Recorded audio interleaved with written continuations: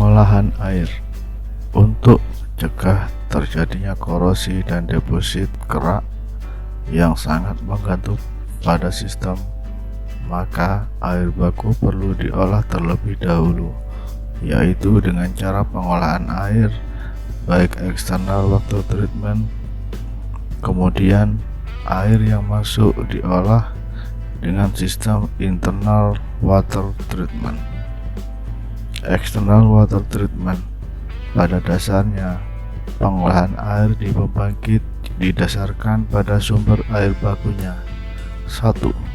Air sungai atau air tanah. Air sungai dilakukan penjernihan dengan filtrasi, koagulasi, dan flokulasi, desalinasi dengan reverse osmosis, dan demineralisasi dengan mixed bed. Unit pengolahan air. 1. Klorinasi. Chlorination plant adalah suatu alat yang dapat mengelektrolisa air laut dan menghasilkan sodium hipoklorit atau NaOCl. Selanjutnya diinjeksikan ke intake air pendingin. Pada instalasi pembangkit listrik termal maupun nuklir yang memerlukan air laut untuk pendingin kondenser, zat NaOCl melumpuhkan disinfektan mikroorganisme laut agar tidak bersarang dan merusak pada instalasi-instalasi yang menggunakan air laut. Chlorination plant. Reaksi kimia dalam electrolyzer diperlihatkan dengan gambar di samping. Air laut berada di antara kedua elektrode, anode dan katode. Dalam electrolyzer dihubungkan ke sumber arus DC. Reaksi klorinasi. Arus arah lewat melalui air laut yang mengalir dalam electrolyzer, di mana sodium klorat atau NaCl diuraikan menjadi ion Na+ dan Cl- dengan reaksi kimia sebagai berikut. Chlorination plant. Continuous dosing. Injeksi atau dosing sodium hipoklorit pada saluran masuk air laut atau seawater intake channel diatur sebesar 1 ppm. Shock dosing diatur sebesar 3 ppm selama 20 menit 3 kali sekali.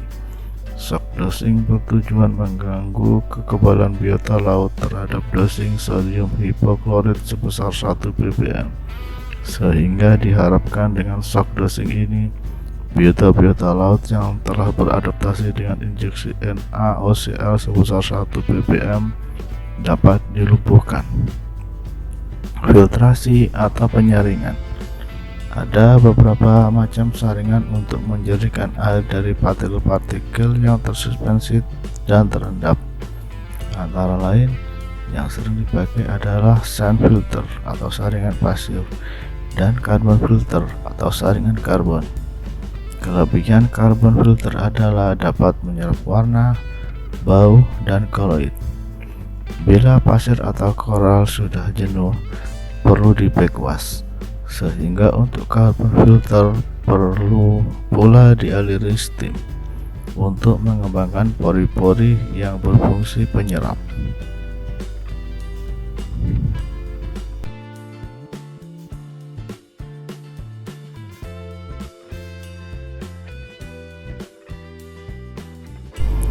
Flokulasi dan koagulasi. Flokulasi dan koagulasi merupakan proses penyatuan partikel-partikel yang halus dan kotoran-kotoran koloid dalam air menjadi satu massa yang segera dapat dipisahkan dan disaring. Partikel-partikel koloid mempunyai permukaan yang luas, sehingga mereka tetap dalam keadaan suspensi, dan partikel-partikel suspensi mempunyai muatan listrik negatif yang menyebabkan saling tolak menolak sehingga tidak dapat bersatu. Koagulasi dan flokulasi. Ion-ion ini mempunyai 3 muatan positif, sehingga keaktifan mereka untuk mengikat muatan negatif dan koloid sangat besar, dan dengan pemakaian yang baik dapat membentuk jala-jala yang bermassa dan mudah mengendap. Desalinasi adalah alat untuk mengurangi kadar garam dengan cara evaporasi dan kondensasi, disebut juga desalination plant. Ada beberapa sistem desalination plant yang dipakai di PLTU, antaranya multiple stack flash evaporator dan multiple effect desalination.